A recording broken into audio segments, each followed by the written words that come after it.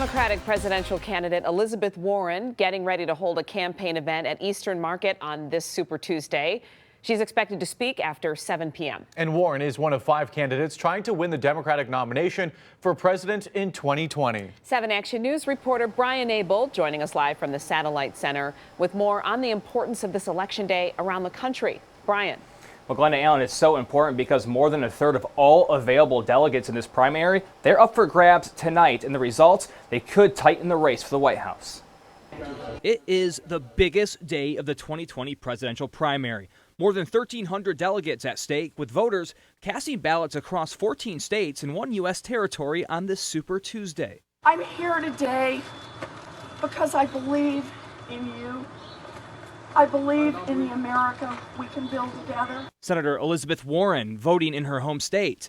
Senator Bernie Sanders doing the same. If we're going to defeat Donald Trump, our campaign is the campaign to do that. The Democratic Party's frontrunner going into this consequential day determined to hold on to that status and fend off a newly formed coalition of moderate Democrats.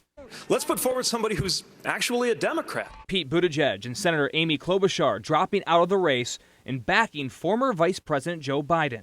Folks, this is a team! Giving him a boost after his big win in South Carolina. Joe Biden has to show that South Carolina wasn't a fluke. A lot of pressure on Joe Biden to show that he is the candidate to beat. And former New York City Mayor Mike Bloomberg on the ballot for the first time today. Yet, campaigning in Florida 2 weeks ahead of that state's primary. I have no intention of dropping out. We're in it to win it.